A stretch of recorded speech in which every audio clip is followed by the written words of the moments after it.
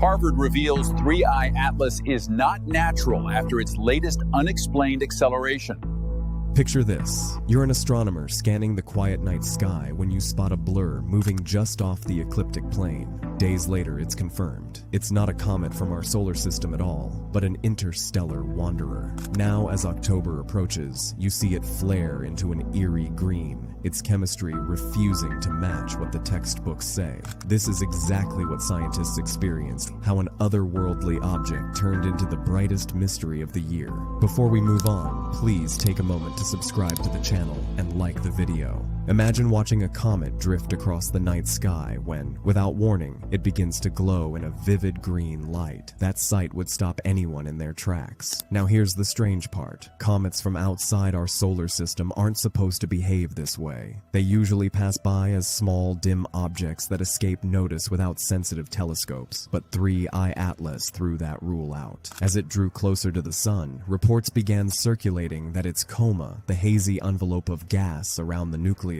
was taking on an emerald tint. Amateur astronomers compared it to the glow from ordinary solar system comets, but the more scientists studied it, the less normal it seemed. The green color caught attention because it is usually linked to a common molecule in solar system comets, diatomic carbon. When energized by sunlight, this carbon compound emits a specific green light. That's why so many of the brighter comets visible from Earth historically looked like greenish fuzzballs in the sky. But with 3I Atlas, attempts to confirm this signature in its spectrum didn't line up with expectations. Instruments capable of pulling apart the light couldn't easily match the glow to the standard molecules seen in local comets. It was as though the source of the green wasn't behaving like a familiar case of carbon excitation at all. For context, comets like 46P Virtanen and Lovejoy both put on green displays that became public favorites. Their spectra proved the emission was exactly what scientists expected: carbon molecules energizing under the sun's ultraviolet light. In comparison, 3I Atlas didn't show a clear confirmation of those markers, leaving researchers puzzled. On paper, it looked like it might be acting like those green comets, but in practice, nothing lined up in a simple way. The match that should have been there just wasn't there. Some coverage went further and suggested that another chemical could be involved. Live Science noted that cyanide gas, which can also emit green under solar radiation, might explain what was being seen. The possibility of cyanide chemistry raised the stakes, because that compound doesn't usually dominate in the same way, nor does it fit neatly into our catalog of predictable cometary gases. Linking cyanide to an interstellar body added a whole new twist, because it called back to theories about complex organic building molecules hitching rides on comets during planetary formation. A hint of it appearing in 3I Atlas only made people wonder about what kind of chemical environment gave rise to this visitor in the first place. This unexpected behavior fueled speculation beyond the scientific community. When people heard the word cyanide or saw shifting colors in press images, the comparisons to alien probes or artificial objects spread online. In truth, color changes in comets are tied to chemistry and temperature shifts, especially as sunlight grows stronger near perihelion. But in this case, the dramatic shift made it easy for the public to imagine technology where scientists were instead looking for new forms of chemistry. Heat from the sun undeniably played a role. The closer 3I Atlas got, the more likely volatile gases could sublimate and spark reactions. Yet the exact combination responsible stayed unidentified, and the transient hues added to a sense of mystery. Think about the implications here.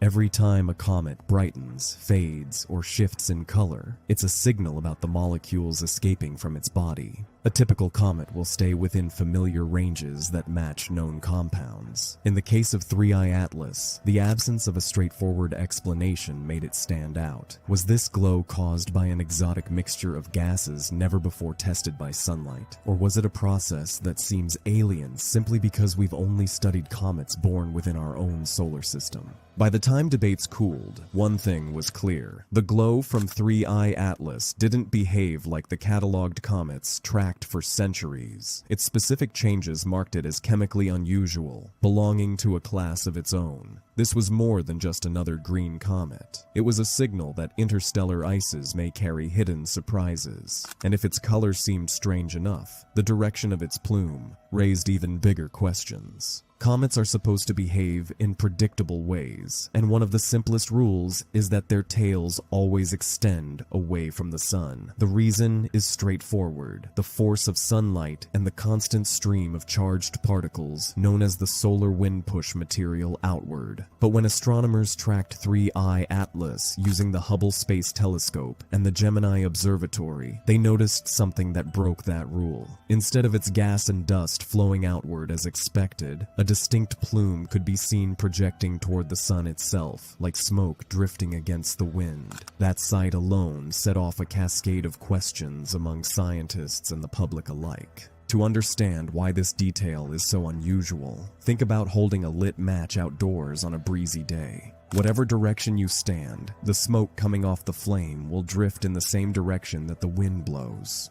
You would never expect the smoke to bend in the opposite way unless something else was forcing it there. Normally, a comet situation is almost identical.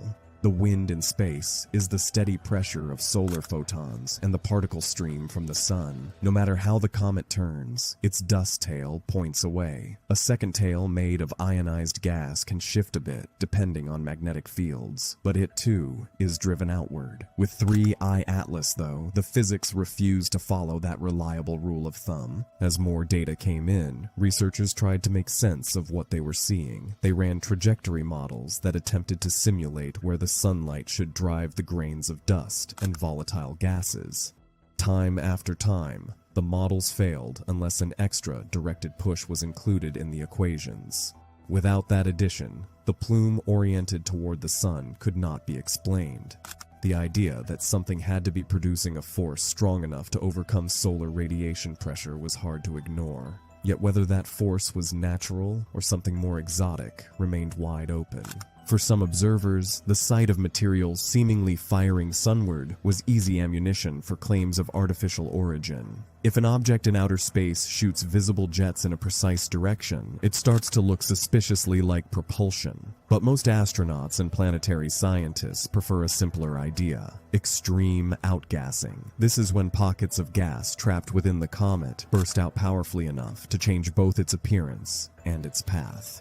On ordinary comets, these eruptions tend to scatter material randomly or align with the heating of the surface. For 3I Atlas, however, the repeated pattern of a sun-pointing plume pushed the discussion into unfamiliar territory.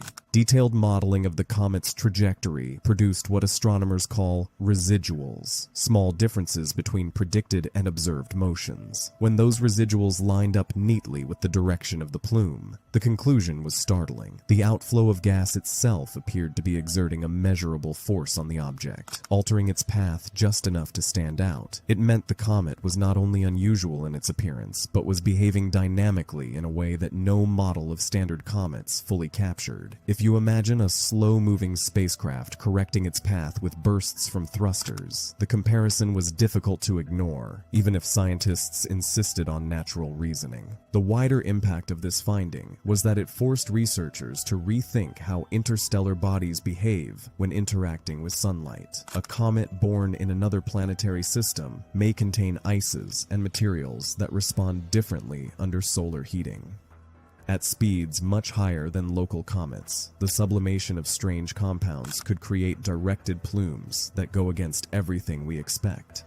In that case, the plume would be a product of chemistry and physics, not design. Still, to most people observing the data, the resemblance to propulsion remained an unavoidable thought. By the end of these studies, the majority leaned toward outgassing as the culprit for the sunward stream. They argued that rare combinations of volatile ices, paired with the comet's orientation, could generate jets strong enough to counter solar pressure. Yet, the phenomenon highlighted why 3I Atlas ALAS cannot be dismissed as just another comet. Its plume provided one of the clearest reasons why its motion looked engineered, even without evidence of artificial control. And while that debate was still ongoing, another set of observations was about to complicate the picture even further. The chemical fingerprints detected by the James Webb Space Telescope would bring even deeper surprises, shaking the questions about what this visitor was truly made of.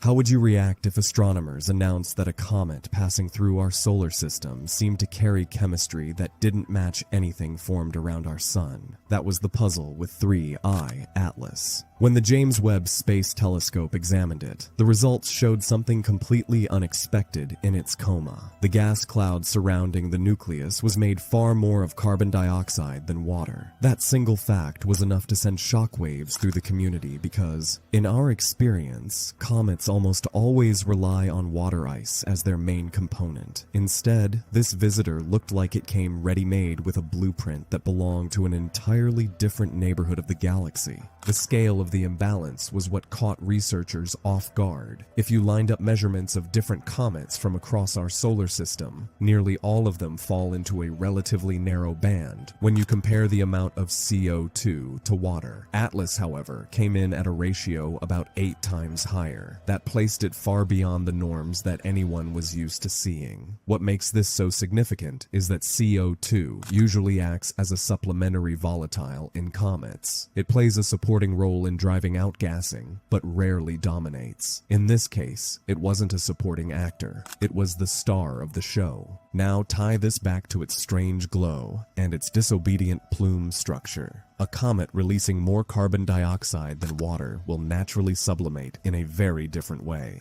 The gases expand, push through cracks at different rates, and react under the sun's radiation in ways that change visible colors. That may partly explain why the green tint appeared erratic and why the plume of material jetted toward the sun. CO2 leaves the surface with momentum strong enough that, combined with unusual vents, it could drive material in directions we are not accustomed to modeling.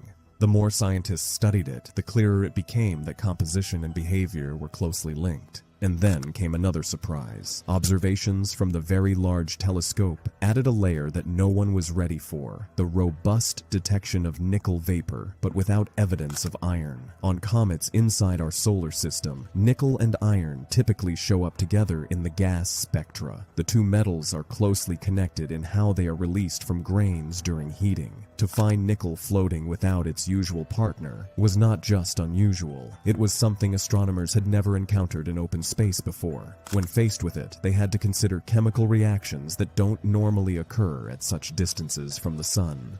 3I Atlas reminded scientists that even natural objects can bring surprises big enough to challenge what we thought were universal rules. A comet shouldn't change colors so dramatically, shoot gas toward the sun, or carry chemistry that looks foreign to our solar system. Yet this one did all three. Its behavior shows us that interstellar visitors don't have to be artificial to feel alien. The mystery is still open, and the next traveler from outside our system could be just as strange. Keep an eye on future discoveries. How many other unexpected colors, plumes, and chemistries might be waiting for us?